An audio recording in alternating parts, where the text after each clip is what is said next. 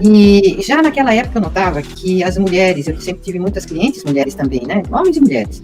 E a gente notava que havia, assim, uma grande dificuldade da mulher de se realizar na vida.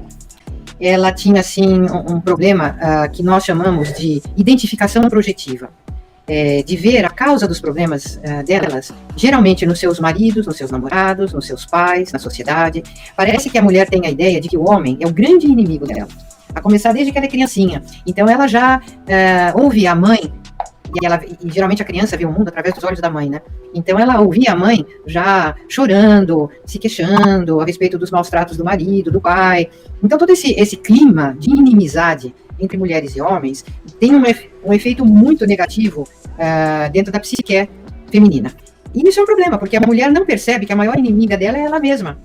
Que geralmente o fato da pessoa se sentir vítima impede que ela consiga resolver os problemas dela. Ela fica presa, totalmente presa àquela sensação de estar escravizada a problemas que não dependem da solução dela. Dá para entender?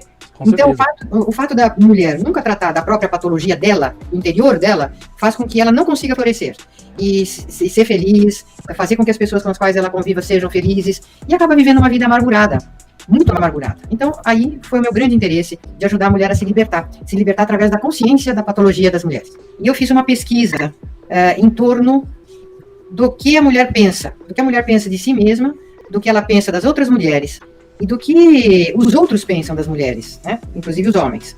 Então, no geral, o que as mulheres pensam de si mesmas, e o que até muitos homens pensam das mulheres, é que ela é sempre vítima dos outros. E isso é realmente um desastre. Porque aí ela fica com a patologia sem cuidar, e a patologia toma conta. Quando eu falo em patologia, eu falo questões assim internas, né? A inveja, a ira, a preguiça, os ciúmes, o orgulho, a vaidade, o narcisismo, a teimosia, o egoísmo, enfim, todos esses problemas que são característicos do gênero humano, né? Nas mulheres isso fica sem conscientização, porque elas geralmente acham que elas sofrem por culpa dos outros, principalmente dos homens. E aí, o resultado a gente vê. Então, no entanto, né, quem que é a mãe da humanidade? A mulher é a mãe da humanidade. Júnior, já pensou nisso? Com certeza, isso daí é bem... Quem que forma a cabeça dos filhos? Até o filho crescer, virar adolescente e ir para o mundo, a mulher é que molda o pensamento dos filhos. Ela fica mais tempo com os filhos, ela tem mais, vamos dizer, mais meios psicológicos de influenciar pessoas. A mulher influencia, tem uma capacidade, tem uma habilidade de influenciar pessoas incrível. E essa capacidade que a mulher tem, ela nem sempre usa para o bem. Ela usa muito para intrigas, para brigas, para fazer a cabeça de um de outro. Muitas vezes ela coloca os filhos contra os pais, contra os maridos, o que é muito ruim para a formação dos filhos. Enfim, Jung dizia que atrás de um gênio sempre tem uma grande mulher. E é verdade. Ou uma grande mãe, ou uma grande esposa. Só que não se pensa que por trás de cada bandido, de cada desonesto, de cada corrupto, tem também uma mulher. Uma mãe que educou mal aquele filho, que protegeu o filho na delinquência dele, que não o ensinou para ser um homem de bem, ou até uma mulher, né, que dá apoio pro bandidão lá. Ela tá lá do lado dele, custe o que custar.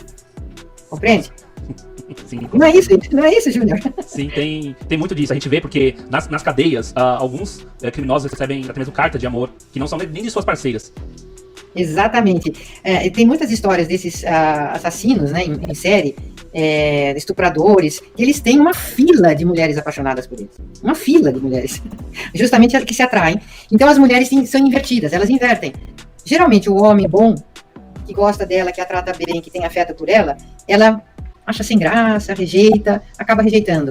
Já aquele jovem que é um líder, assim, revoltado, ou que tem tendência para ser um delinquente, esse jovem é que vai ser o sucesso das meninas, né? E o sucesso das mulheres. Então, a mulher é invertida, né? O que ela quer? Se ela vai atrás de um bandido agressivo, ela quer o quê? Vai querer ser bem tratada? Ai. Bom, tem esse slide aqui. Normalmente a mulher se vê sem problemas. Então, ela tem sido muito poupada, né? Em ver seus defeitos. E isso alienou muito a mulher da realidade dela. Então, ela não vê os seus defeitos, é santa, é vítima. Então, quem que vai cuidar? Como é que ela vai cuidar dos seus defeitos e se desenvolver e se tornar uma mulher agradável, construtiva, uma boa mãe, uma boa companheira, né? E ela não se enxerga, né?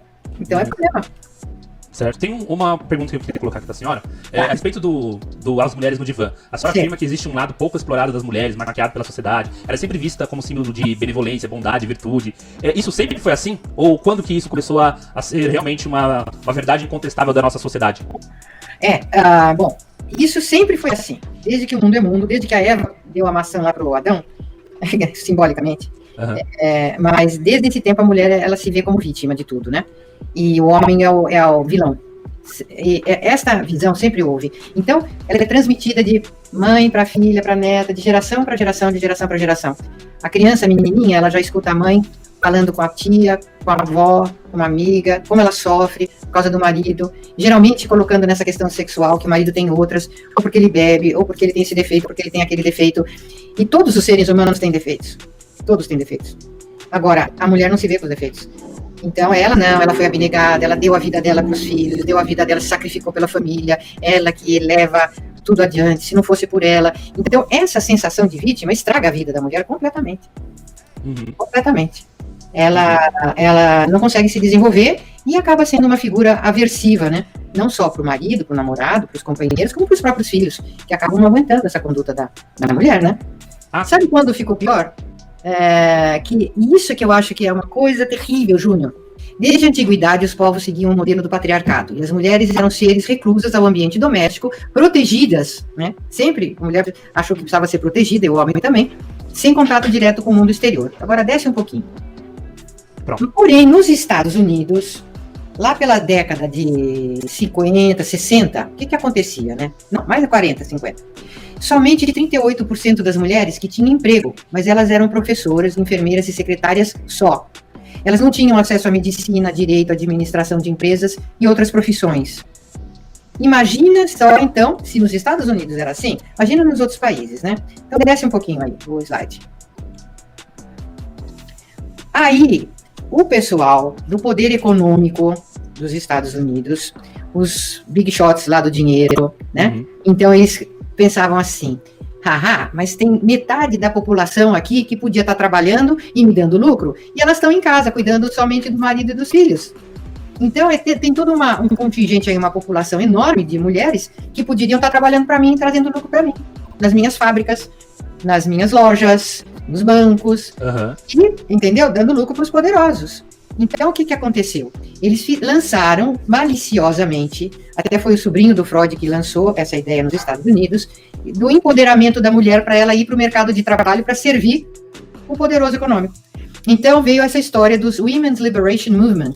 E a Betty Friedan, que foi a mulher que foi contratada por eles para lançar nos Estados Unidos e espalhar pelo mundo esse movimento feminista, que é a da libertação da mulher. Então, ela começou a fumar, começou a fazer tudo aquilo que ela tinha inveja que o homem podia fazer, e ela achava que ela não podia, pelo menos não em público, porque sempre houve traição, né? Traição feminina é uma realidade de sempre.